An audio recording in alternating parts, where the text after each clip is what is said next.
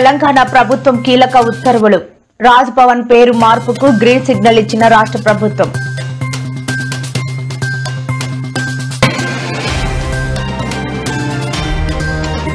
వీధి కుక్కల దాడిలో గాయపడిన బాలుడు స్పందించిన సీఎం రేవంత్ రెడ్డి తక్షణమే సాయం అందించాలని ఆదేశాలు జారీ.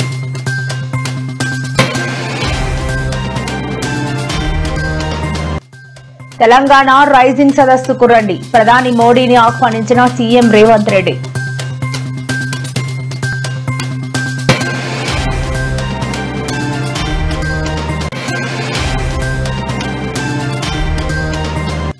నేడు నల్లజర్లలో రైతుల ముఖాముఖి కార్యక్రమంలో పాల్గొన్న ఏపీ సీఎం గతంలో వ్యవసాయం చేశారు, ఇప్పుడు రాజకీయం చేస్తున్నాను అంటూ స్పష్టం.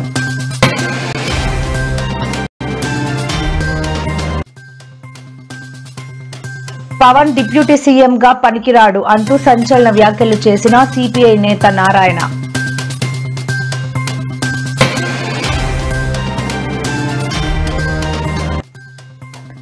గంటకు 3 కిలోమీటర్ల వేగంతో కదులుతున్న వాయుగుండం పలు జిల్లాలకు అతి భారీ వర్షాలు పడే అవకాశం వెల్లడించిన వాతావరణ కేంద్రం.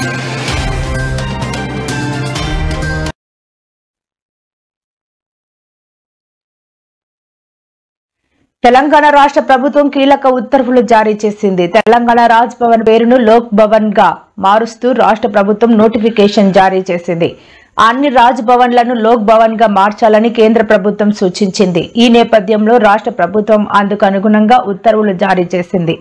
వలసవాద వాసనలను తుడిచిపెట్టే ఉద్దేశంతో భాగంగా రాజ్ భవన్, రాజ్ నివాసుల పేర్లను లోక్ భవన్, లోక్ నివాసులుగా మార్చే అంశాన్ని పరిశీలించాలని గవర్నర్లు, లెఫ్టినెంట్ గవర్నర్లకు సూచిస్తూ కేంద్ర హోం మంత్రిత్వ శాఖ లేఖ రాసింది. అందుకు అనుగుణంగా పశ్చిమ బెంగాల్, తమిళనాడు, గుజరాత్, అసోం, కేరళ, త్రిపుర, ఒడిశా తదితర రాష్ట్రాలు ఉత్తర్వులు జారీ చేశాయి.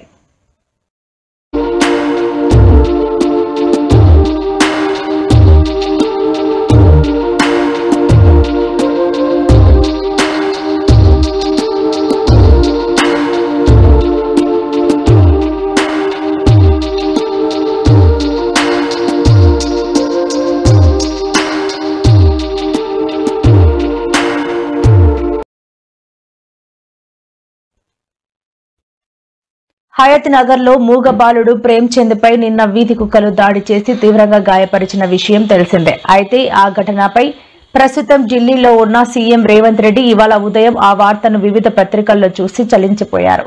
బాలుడి పరిస్థితిపై తీవ్ర ఆవేదన వ్యక్తం చేస్తూ సీఎంఓ అధికారులకు సూచనలు, సంచలన ఆదేశాలు జారీ చేశారు. గాయపడిన బాలుడికి మెరుగైన వైద్యం, తక్షణ సాయం వెంటనే అందజేయాలని సూచించారు. తక్షణం వీధి కుక్కల కట్టడిపై అధికారులు చర్యలు చేపట్టి ఇలాంటి ఘటనలు పునరావృతం కాకుండా చూడాలని ఆదేశించారు.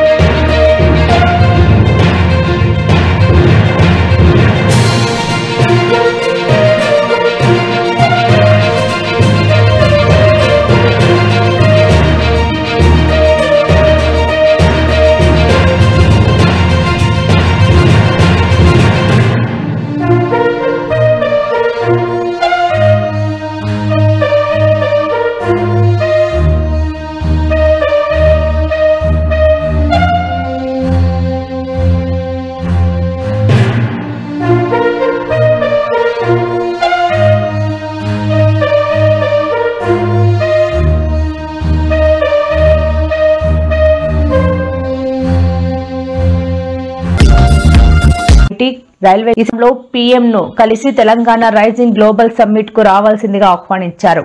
ఈ సందర్భంగా గ్లోబల్ సమ్మిట్ గురించి రేవంత్ రెడ్డి ప్రధానికి వివరించారు. అంతకుముందు కేంద్ర ఐటీ, రైల్వే శాఖ మంత్రి అశ్విని వైష్ణవ్ ను ముఖ్యమంత్రి రేవంత్ రెడ్డి ఆహ్వానించారు. పార్లమెంట్ లో కేంద్ర మంత్రిని సీఎం కలిశారు. ఈ సందర్భంగా సమ్మిట్ లో ఆవిష్కరించనున్న విజన్ డాక్యుమెంట్ గురించి కేంద్ర మంత్రికి సీఎం వివరించారు. సీఎం వెంట ఉప ముఖ్యమంత్రి మల్లు భట్టి విక్రమార్క, ఎంపీలు డాక్టర్ మల్లు రవి ఢిల్లీకి వెళ్లారు.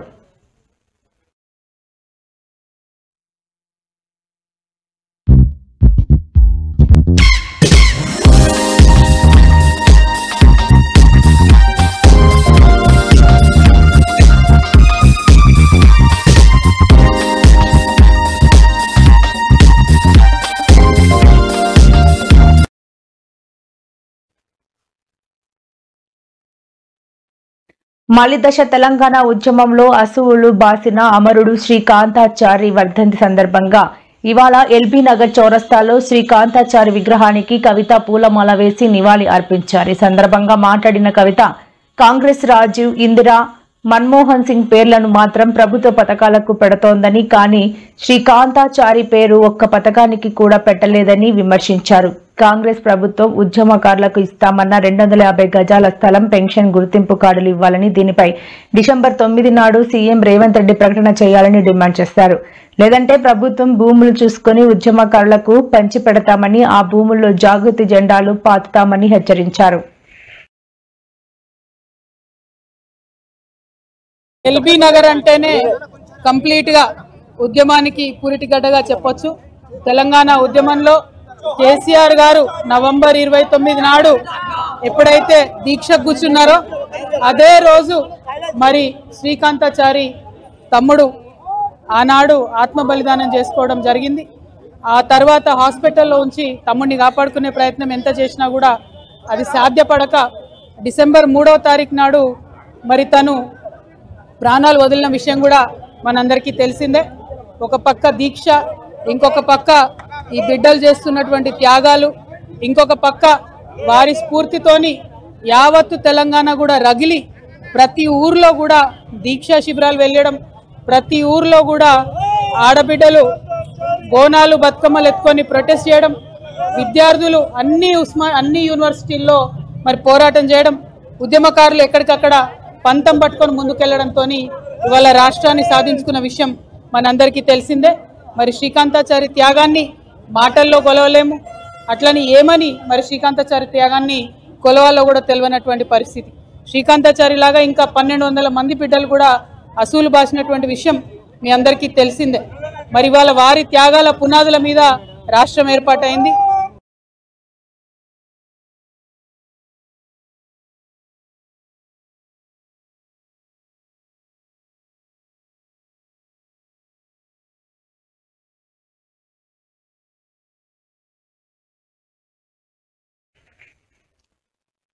హిందూ దేవుళ్లపై ముఖ్యమంత్రి రేవంత్ రెడ్డి వివాదాస్పద వ్యాఖ్యలు రాష్ట్రంలో దుమారం రేపుతున్నాయి. నిన్న గాంధీ భవన్ లో నిర్వహించిన పీసీసీ కార్యవర్గ సమావేశంలో ఆయన మాట్లాడుతూ, హిందువులకు 3 కోట్ల మంది దేవుళ్లు ఉన్నారని ప్రశ్నించారు. మనకు దేవుడిపైనే అభిప్రాయం లేదని వ్యాఖ్యానించారు. అయితే ఈ వ్యాఖ్యలను రాష్ట్ర బీజేపీ నేతలతో పాటు పలు హిందూ సంఘాలు తీవ్రంగా ఖండించాయి. ఈ నేపథ్యంలోనే రేవంత్ వ్యాఖ్యలకు నిరసనగా యువ మోర్చా ఆందోళనకు పిలుపునిచ్చింది.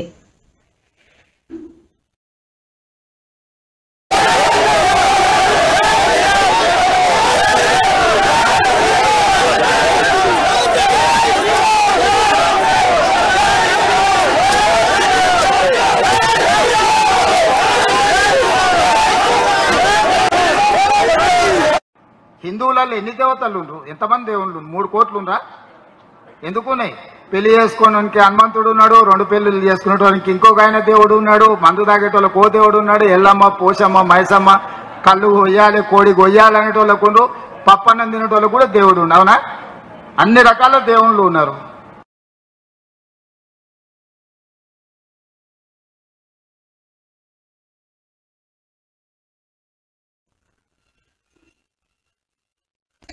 గతంలో తాను వ్యవసాయం చేసేవాడినని, ప్రస్తుతం రాజకీయం చేస్తున్నానని ముఖ్యమంత్రి చంద్రబాబు నాయుడు అన్నారు. నల్లజర్లలో రైతుల ముఖాముఖి కార్యక్రమంలో ముఖ్యమంత్రి మాట్లాడారు.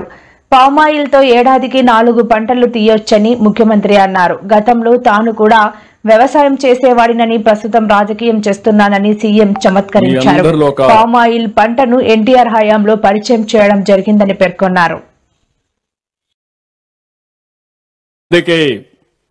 ఒకప్పుడు నేను హెచ్ఐవి ఎయిడ్స్ మాట్లాడా, మీకు జ్ఞాపకం ఉంటుంది. ఈ నేషనల్ హైవేలో ఇక్కడ డ్రైవర్స్ తెల్లవారితో నిద్రలేస్తే మనకందరికి కండమ్స్ కనపడేటివి. అది ఎంత ప్రమాదంగా తయారైందంటే 30 ఏళ్లకు మునుపు ఎక్కడ చూసినా హైయెస్ట్ ఎయిడ్స్ ఆంధ్రప్రదేశ్లో ఉండేది. ఫస్ట్ టైం నేను మాట్లాడాను, ఆ రోజు చెప్పా మీ అందరికీ, బ్రేక్ సైలెన్స్, నిశ్శబ్దాన్ని విడనాడండి, టాక్ అబౌట్ ఎయిడ్స్, మీ పిల్లలతో కూడా చెప్పండి, లేకపోతే ఈ జాతి మిగలదని చెప్పా.